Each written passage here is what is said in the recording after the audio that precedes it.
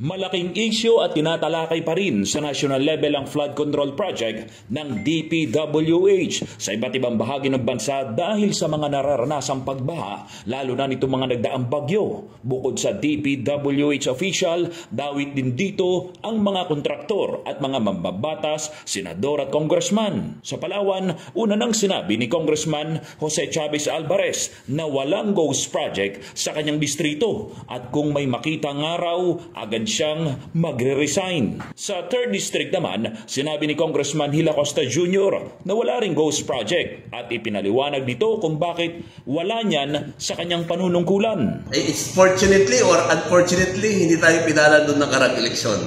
At least ngayon wala tayong problema sa ghost projects. Pero siyempre, kasama part and parcel ng politika yung pag-iintriga. Marami naman ng intriga. Oh, si Kong.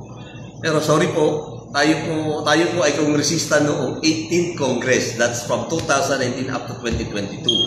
From 2022 up to 2025, tinitignan natin. But based doon sa first analysis natin, walang ghost project din sa 3rd District. Pero may tinitignan siyang mga substandard project sa Puerto Princesa at sa bayan ng Aborlan. Yung substandard, yun ang tinitignan natin. Kasi may nakita na agad ako, di ba, yung sablay dito sa may Inagawan, nakailang ulit na yun. Di ba? Yung sa NIA, yung tinitignan natin yung NIA. Kasi nung pumunta tayo sa, ano tawag nito, Sagpangan, iba itong Iraan Dam. Sira yung conduit eh. Panahon pa ni Angel Douglas Aguilar yun. 3 presidente, lahat ng kongresista ng 3rd District, inabutan yung project na yun from Kong Douglas, Kong Gil Sr., Kong Gil Acosta, Kong Edward Aguilar. Balik na naman ako, nandyan pa din. Natapos na sana.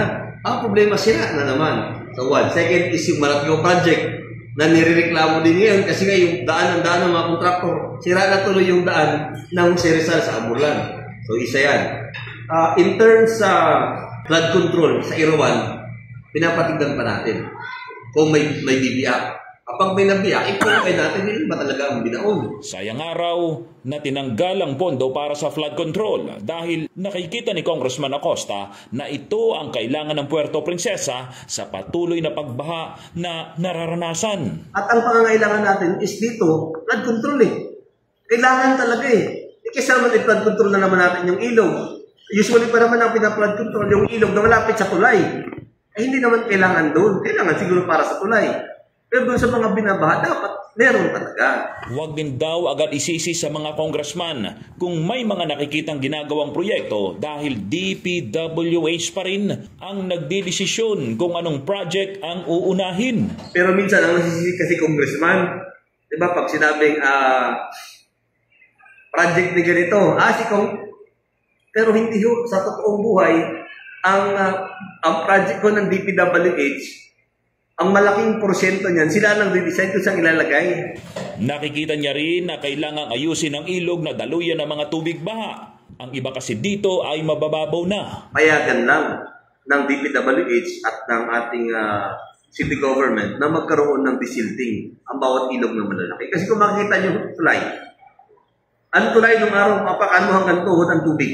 Ngayon, apakan mo yung tulay hanggang talampakan na lang yung tubig.